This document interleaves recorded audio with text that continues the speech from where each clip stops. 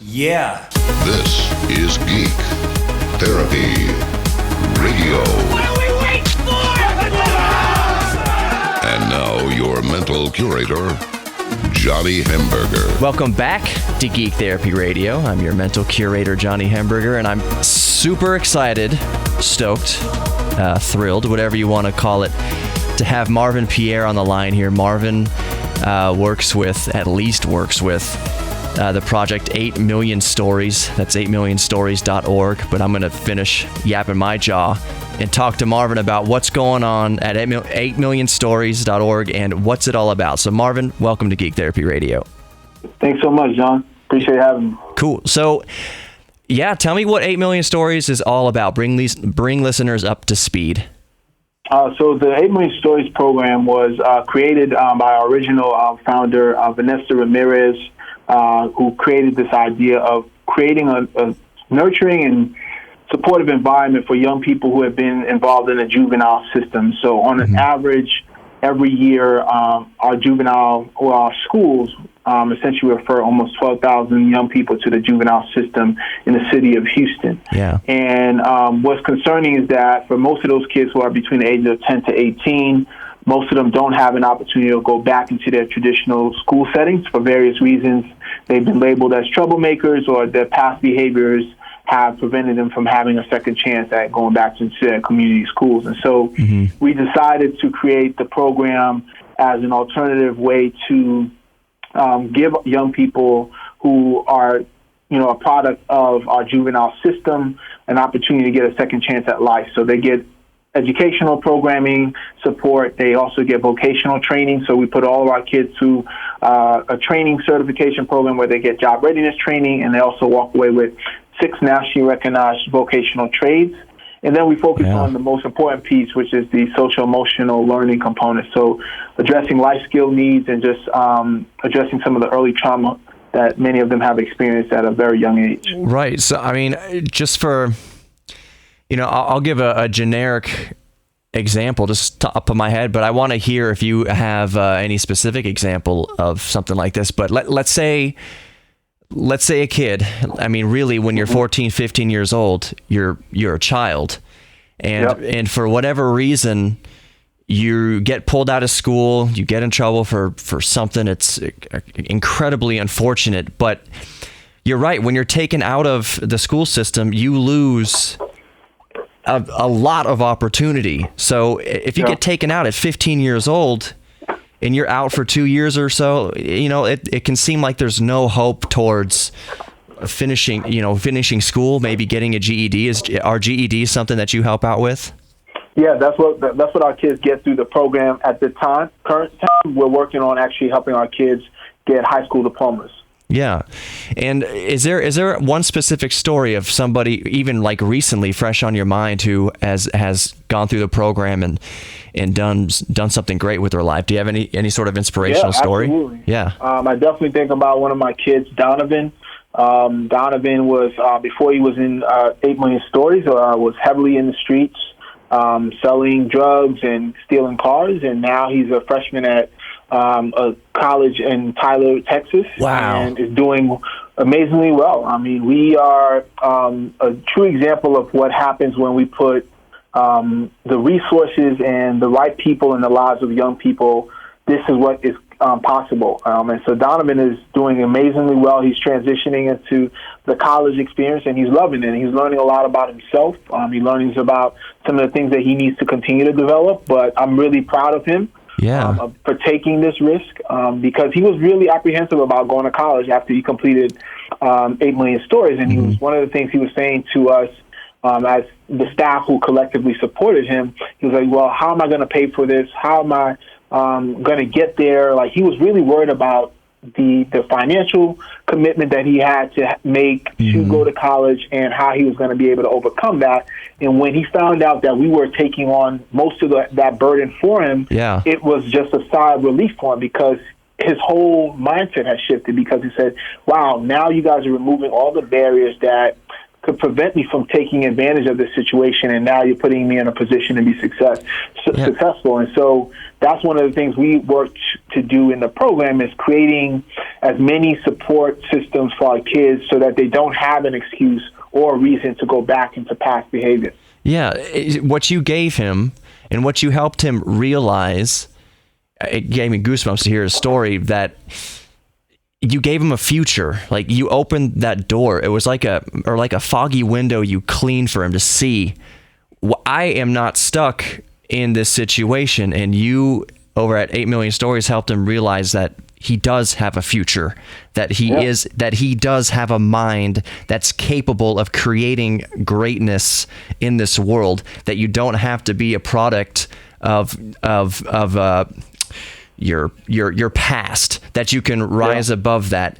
And you know, I tell a lot of, drug addiction is you know, it's no stretch to say that it's a plague in our country, but there's a lot of drug addicts who go to rehab and they work down the road of addiction, and they're so ashamed of the addiction of their past or whatever their past story was. And I try to tell those people, because I know them very closely, that story doesn't have to be a negative part of your life anymore. You can use that to help others. You can say, and to relate to others. Hey man, I've been where you've been. Hey girl, I've been where you've been.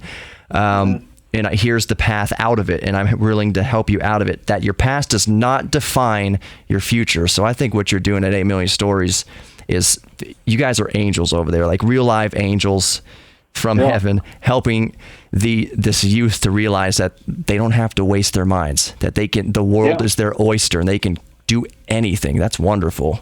Yeah, he was one of the highlights of the trip. When we drove him to school, he was like, wow, Mr. Pierre, the last time I was driving towards Dallas, I was in a stolen car. I was stealing cars in different cities and driving them back to Houston. He's like, now I'm going back as a college student. Yeah. And it was mind-boggling. Yeah, and so how far along in the college is he? They're in Tyler, you said, right? Yeah, he's in Tyler. He's a freshman this year. He's just finished his second month. And does he keep as part of the program, they keep in touch with you like week to week or month to month, kind of check in on the progress? I speak to him every week, and I have access to all of his grades, his online. We're like we're registered as his parents and guardians. So anything that happens to him, we learn about relatively quickly. So off the air, is it even possible that I could get his email or something? I like to talk to him about his story. That'd be amazing. Absolutely. Yeah. Okay, we'll do that off the air. Marvin, thank you so much for coming on Geek Therapy Radio this week. That was amazing. I have a feeling that I'm going to be checking in with you a lot in the future. So thanks for coming on. John. Thank you so much. Yeah, man.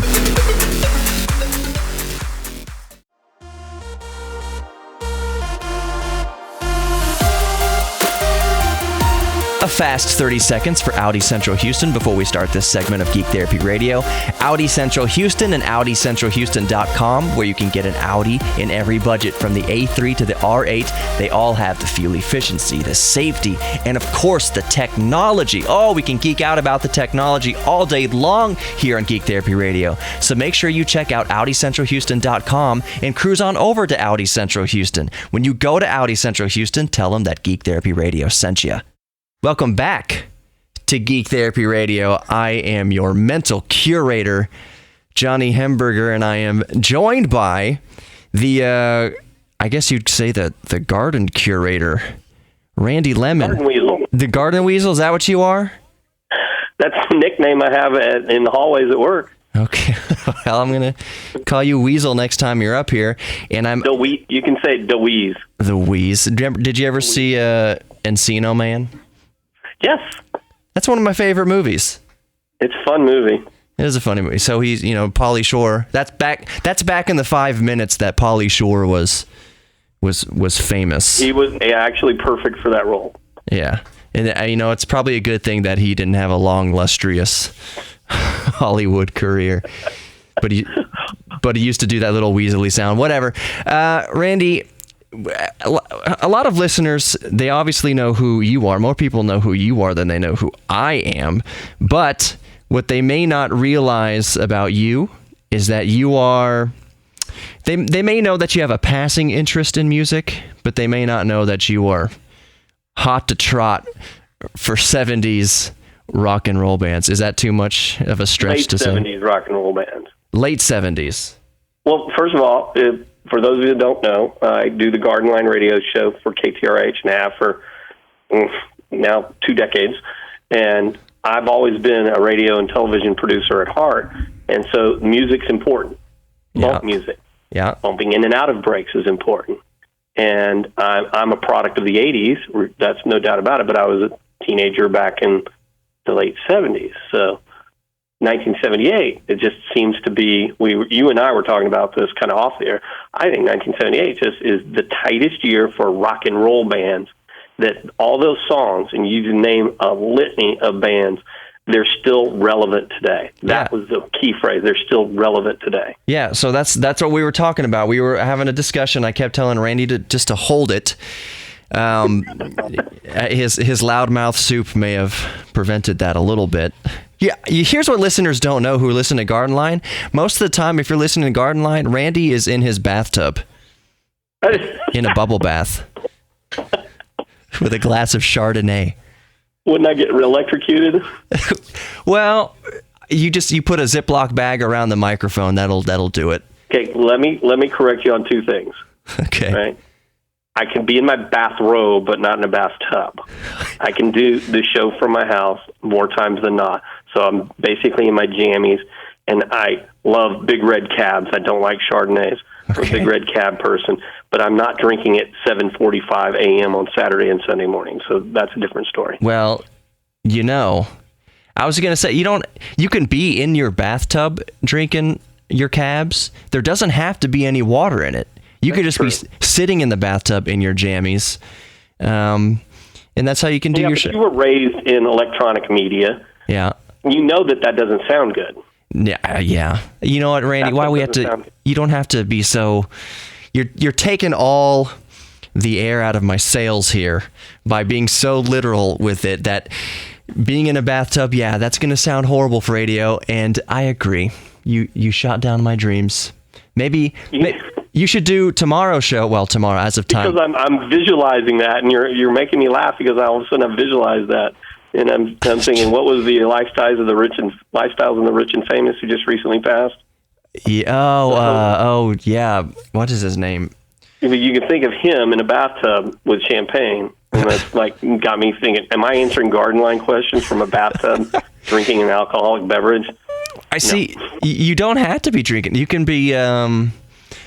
I'm just pleasantly writing out this vision of GardenLine being conducted by Randy Lemmon sitting in a bathtub in his jammies, water or no water, but he's doing a show. That is my dream, and I have done. Hold on a second. I have done some shows. I've done a lot of shows actually, just in boxers.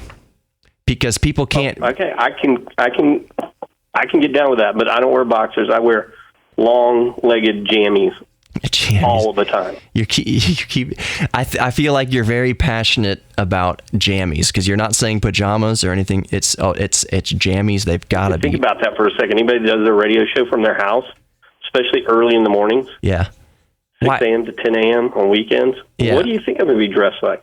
With suit and tie, tuxedo. I don't even do that when I come to the radio stations. When you come to the radio stations, I've seen you wear a bow tie, and they look like daisies. I wear boots.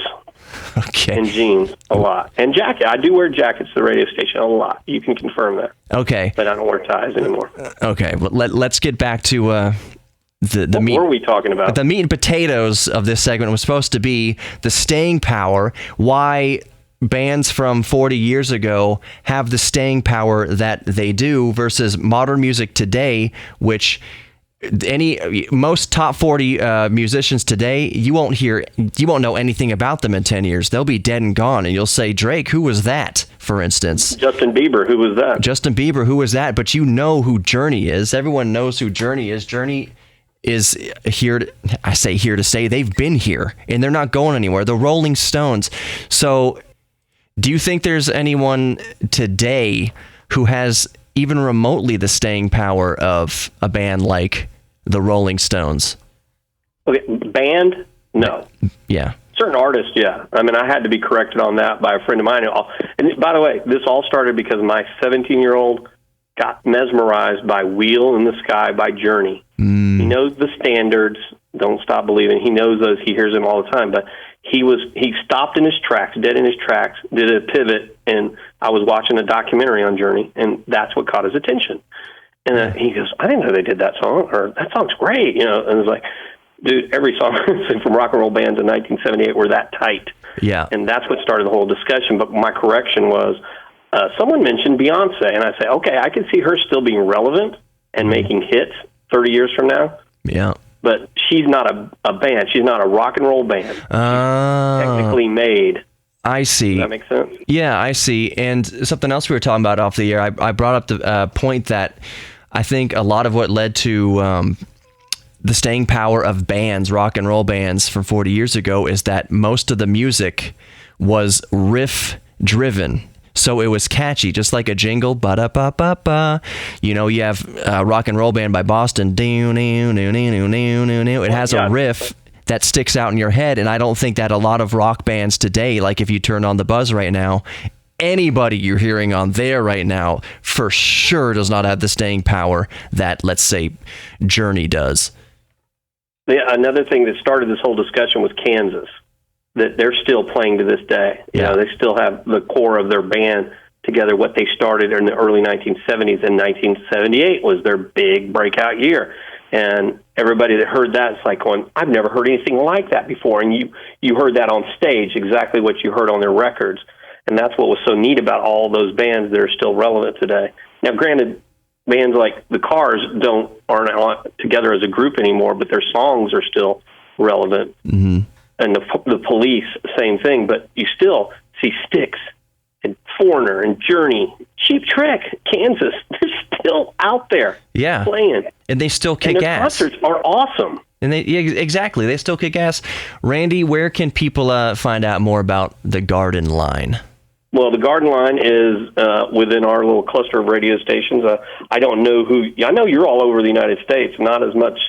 I'm not as much, but because we're so local. But KTRH is the local Houston station. You can also find us on Facebook, GardenLine with Randy Lemmon, randylemon.com. You can email me either way. You can message me any way like that. If you're hearing this and you want to throw out a song or a band that, just resonates, 1978 tight rock and roll bands, let me know because I'll use it for bump music. Yeah. Randy, thank you so much for being on Geek Therapy Radio this week. I'm proud of you, my friend, and even though I'm old enough to be your dad, I still love what you're doing out there, and thanks for everything you do for us. Thanks, Randy.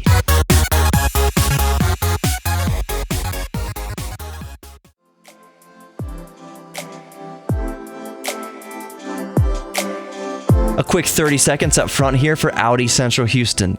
Guys and gals, when I tell you to go to Audi Central Houston, it's not just because they are partners with Geek Therapy Radio. It's because I have been a customer myself, and even my father before me, a customer of Audi Central Houston. So I know that they will take great care of you, and I know you're going to get the highest quality automobile you can possibly buy and drive around these Texas roads over at Audi Central Houston. Start your perusing at AudiCentralHouston.com. Welcome back to Geek Therapy Radio, and this is the week of guests. This is going to be the third guest in a row. I might have to do the last segment all by my lonesome. Well, you pay the best. I pay the best? Mm-hmm, for guests to come on your show. That's true. I'm trying to think of what I gave you, but I forget. Maybe I can't mention it on the air. Yeah, that was a non-disclosure thing. Completely off. Although I have heard that you have. This is Ramon Robles, King of Ding. Well, from the Michael Berry Show. Honorary title. I hold no titles or lands or any authority. Whatever. Just honorary. I might can I put one of your dings in here? Yeah, I can sanction that. Sure. I'll put it right here. There we go. Raro, you are a bit of a geek. I keep calling you Raro because I don't know, where does that come from? Calling me that. Yeah, that's fine. I don't know. Ramon Robles, the two letters in the first and last name. It's all right. Ramon, I like it. He used to be my boss. Mm-hmm. I don't know if you technically are in any regard other than the Michael Berry Show. Oh, I'm not anybody's boss anymore. I gave that up at the beginning of the year. You gave a lot of stuff up. You gave up the beard. Yeah. And you gave up what is it, like 200 pounds or something right now? No. It's officially it's 85. Michael likes to say 100 just because it's a round number. Yeah. But no, it's like 80. It fluctuates, so you shouldn't step on the scale every day like I do, because it's 85 in the morning, then 83 at night, and Yeah. I get you, but I have to make sure that you're facing me right now, because if you were off to this profile, I would be able to see it. Yes. That's amazing. What were you doing to achieve that? First of all, I appreciate you saying that, but here's my motivation. Ketos or no? I'm currently doing intermittent fasting, where I eat once a day, and for a couple of weeks there, I'd sprinkle in juice cleansing for a week, where you do nothing but drink juice. Right. And that was good. I did well with that. And yeah, so it's really just intermittent fasting. You eat one time a day, and for me, it's pretty easy given my schedule. In the mornings, I'm usually not hungry. I got to power through lunch a little bit, and then by the time 4, 5, 6 o'clock rolls around, I'll eat. And really, the cool thing is, I eat whatever I want. If I want to stop at Mickey D's and get something, I'll stop. The wow. thing, yeah. Well, the thing is, when you're big and fat like I was, and look, I'm still large. Nobody's going to see me and go, look at that skinny guy. That's not all right. But it's okay. I'm all right. Yeah. But the point is, when you're eating like 4,000 calories a day or whatever it was I was eating, and then all of a sudden you just stop eating 4,000 and instead eat 3,000 or 2,500, that's a calorie deficit all of a sudden. So, you don't have to cut back a lot when you're already eating so much. Right. I just happen to cut back a lot as well. I was thinking about this today on my way to work, because I stopped at McDonald's. I was like, well, if there's not, it was 11:30 or something like that. Sometime, and about that time, it's either going to be starting to get busy or not busy yet. So I stopped by just to see if I have time, I'll get at McDonald's. But it was a little bit too busy, so I just came to work. Yep. And I was thinking, I think my problem, because I think I'm skinny fat. Yeah. You can't see this on the radio, but I got a little gut. Sarah, my fiance now, says that I've got a body like the Grinch.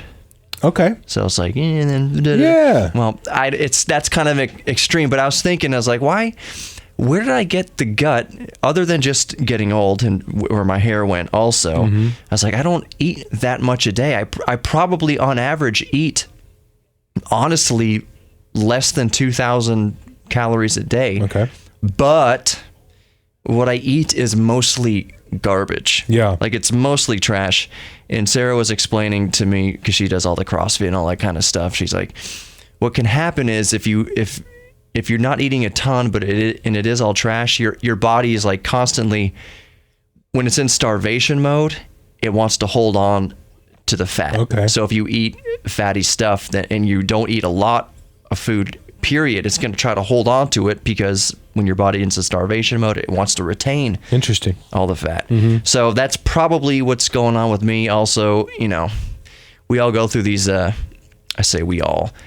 go through these kind of phases where it's like, I want to exercise. Like, we have a gym downstairs. It's like $50 a year. It's really an awesome rate. But I'll go through these phases where, like, for several weeks, I'll go down there and run.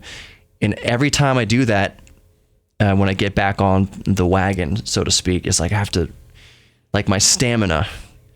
Like, when we were younger, we could run around all day, or then go through periods of not running, and then just, like, a couple months later, run around again. Our body didn't have that.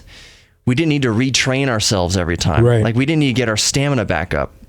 If that makes any sense. Of course. Now, if I haven't hit the treadmill I'd say if I let maybe a week go by, if I haven't just even jogged in the treadmill down there, like, why is 1 mile such hell? Yeah. Why? Back in the day, I could have run 10 miles, no problem. Yeah. And then maybe if I didn't do it, I could get back on the treadmill, like, oh, I'm at 8 miles now. But just that, you have to, like, regain the stamina, and that's tough. And I don't know what happens in our minds. It has to be some sort of endorphin. How old are you? I'm 35. I was about to say 23. I'm 35. What's the matter with you? Yeah, 35. Well, now you're getting up there. So I'm not going to say I have lost any sort of stamina. Well, it's not when I was 18, but I am not, a worthless sack. Yeah. Yet. No, you're not a worthless sack. Maybe one day. No, not yet. And I think it kind of it's part and parcel with being in radio. We do a lot of we sit. Yeah. And sometimes I think like, why I'm sitting here, here's one screen on my personal laptop, 2, 3, 4, 5, like, yeah. When did we ever need 6 screens in radio? You wouldn't think that we need so many computers in radio. And we just talk in radio, but you need a lot of screens and the sedentary lifestyle. Yeah, that's our culture now. Yeah, and even on our phones. I mean, even when we're walking, we're still looking at a screen with our phones. Man, that's a whole nother. Yeah. That's a whole nother debate. There's one thing. Let's talk about Michael a little bit. I didn't bring you in to talk about Michael. Yeah, that's right. Because you would not be the first person to ask me about Michael. Well, there's something that I think it was you telling me that he told you. Back when I was asking, when I first got my show, one of the biggest fears was, how am I going to fill, I think right now it's 39 minutes total of content. Yeah. How am I going to talk about something for 39 minutes? And it's kind of a skill that you get. You know, I probably spent 4 minutes of this entire segment just vamping about weight loss and working out. Yeah. Now the problem is, how do I only talk for 39 minutes? But back when I was first starting and worrying about filling the space with content, it was either you or Michael telling me about describing a hamburger. And I've worked with Michael long enough to hear him he will describe a piece of food, not like even an entire meal. Right. Like he will describe a leaf of lettuce for 7 or 8 minutes at a time. Yeah. And it's like, just keep talking. People will listen if you just keep talking. Now you want to keep it kind of as informative and entertaining as possible, but if you can keep listeners glued to their speakers or their earphones or their Bluetooths talking about a cheeseburger, then you really got something. Yeah, and Michael is, I think, the best at that. He's so good, and it's so fun to watch him. You never get tired of that. And yeah, he's good. And you talk about filling 39 minutes. We look at ourselves every Monday and we think, holy crap, this new week. We have 100 segments every week that we have to do for a work week. And so, it doesn't get any easier. And yeah, Michael is he can take anything. The best part for me is when he talks to a caller who just wants to give an answer about their favorite cake. Yeah. And you'll find out that person, parachuted out of a plane onto a cactus one time. I mean, he just has a way of bringing things out of people that everybody has a story to tell, and Michael is the best at pulling that out of people. The last thing I'll bring up in this segment is just that, because for those of you who don't know, my 9 to 5 or my 12 to 8 p.m. actually on KTRH, from 5 to 7 p.m. I am the screener for Michael or Ramon and I kind of trade off a little bit, but it's mostly you're a producer. I'm the screener, right? Well, you're a producer. So I'll screen calls, and it's people wanting to be very topical about the president or politics or whatever's going on in the day, and then I'll take a call. I just want to tell Michael that I ate this steak the other day, and like I know Michael's gonna take that one. No matter what's going on in the country, I already know that Michael. I don't tell them directly, Michael's going to take you, but I just know Michael enough to know that he's gonna. This is the one he's going to take. It's going to be the one about, like you said, cake or food or if it's something musical, like that's the one Michael's going to take. Ramon, thank you for being on. Yeah, thanks for having me. This was fun. This was neat. Congrats. Yeah, thank you very much. Show sounding good. Yeah, sounding really good right now. Oh, this is the pinnacle of the show right now. Is there anything you want to plug real quick? No, I got nothing to plug. I'm just a slave for the Michael Berry Show. So listen to the Michael Berry Show on KTRH. All right, that'll do it for this segment, and we'll be right back with more after these very brief messages.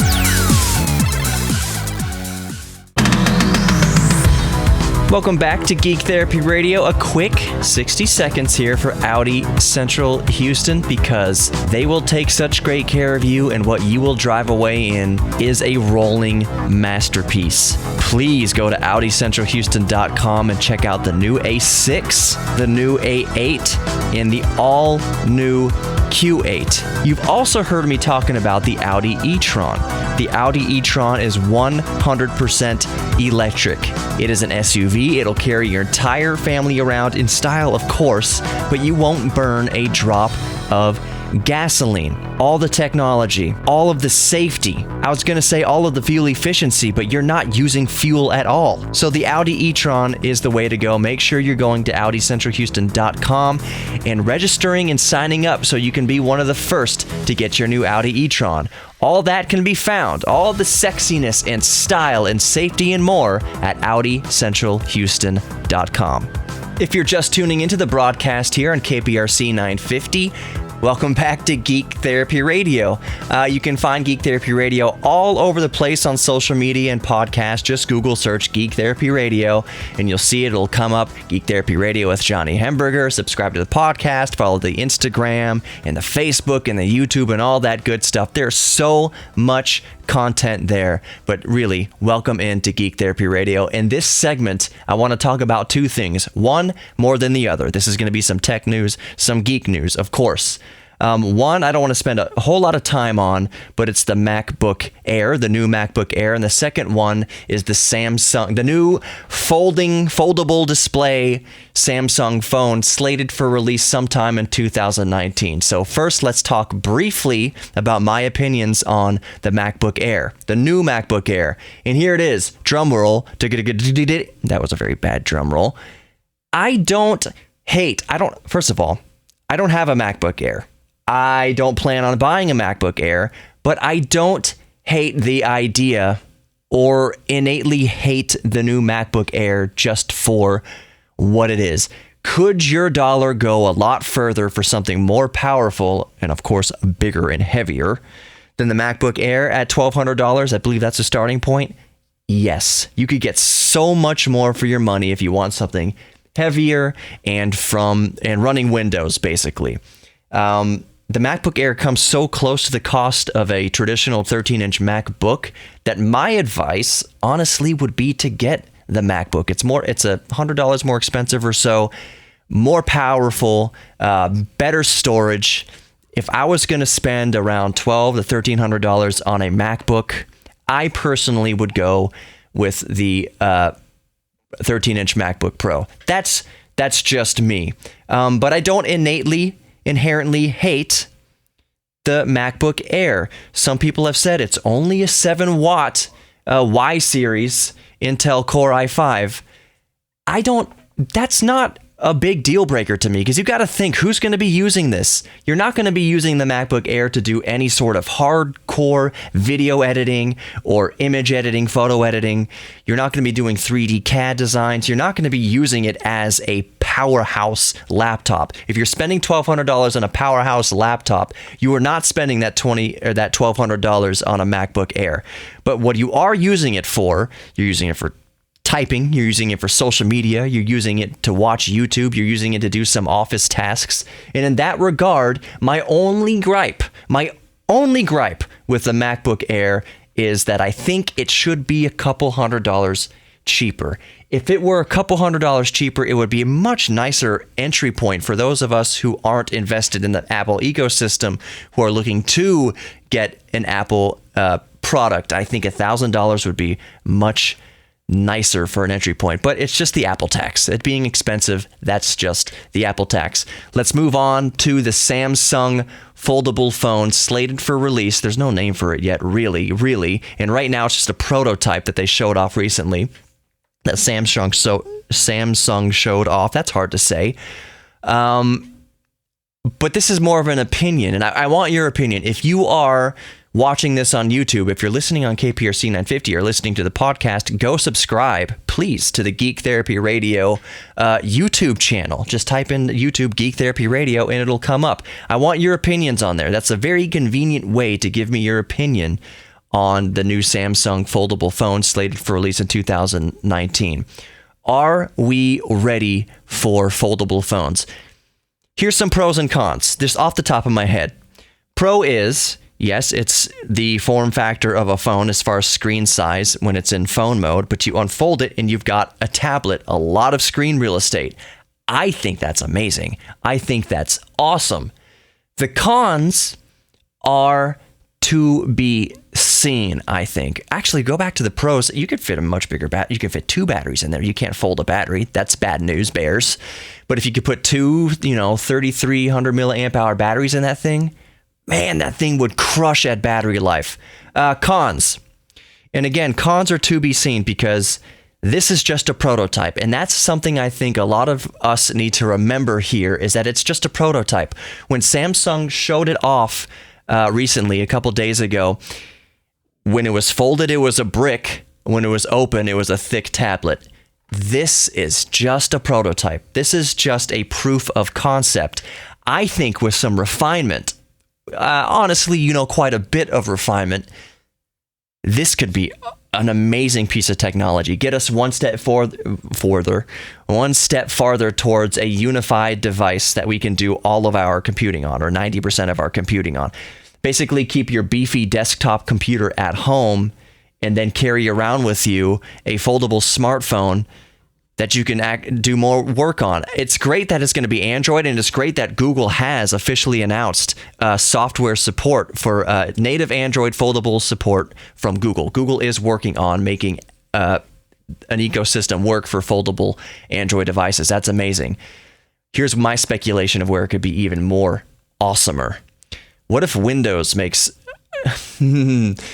a phone that doesn't suck? And as I say that, Windows phones, my goodness. But if you actually, bear with me here, if you made a Windows phone that had an actual, i3 of whatever variant, Y series i3, a low power, even 5-watt chip in there, 2 watts even, where you can do the bulk of your PC work and have a phone with you at all times, that would be amazing. So I think the future for foldable phone technology is bright and amazing. Do not let the first prototypes get you down. For now, that's it for Geek Therapy Radio. Let's pay some bills on the way out. Audi Central Houston and AudiCentralHouston.com. I know you've heard me talk a lot about Audi Central Houston on Geek Therapy Radio, but it's easy. Even if they weren't partners of the show, I would still send friends and family to Audi Central Houston. I have been a customer of Audi Central Houston since even before Geek Therapy Radio was ever on the air. My dad was a customer of Audi Central Houston, so I know how they treat customers at Audi Central Houston. They treat you like family. And what are you getting when you go to Audi Central Houston? And remember, there's an Audi for every budget. From the A3 to the R8, there's an Audi in every budget at Audi Central Houston. What you're getting is all the safety. What you're getting is all the sophistication. It really is a rolling piece of art. You're getting all the fuel efficiency, and you're getting all the technology that us geeks and everybody can geek out over. They are absolutely amazing. The new A6, the new A8, the new Q8, all can be found at Audi Central Houston and AudiCentralHouston.com. Tell them Geek Therapy Radio sent you. Awesome drinks, amazing food, arcade games, and karaoke. Where else does a geek need to go to have some fun? They go to Kung Fu Saloon at 5317 Washington Avenue. The best drinks, the most mind-boggling food, and a great selection of arcade games, and you can even get your tay-tay on with some karaoke. That's Kung Fu Saloon, 5317 Washington Avenue, kungfusaloon.com, and tell them Geek Therapy Radio sent you. Sarah says I have a body like the Grinch. Geeks, you can work out all you want, but if your nutrition is off track, you're treading water. Talk to my friends at worththeweight.co. That's WEIGHT, worththeweight.co. 8millionstories.org. That's 8EIGHT. 8millionstories.org gives troubled youth a second chance at a real future. For more information or to get involved, 8millionstories.org.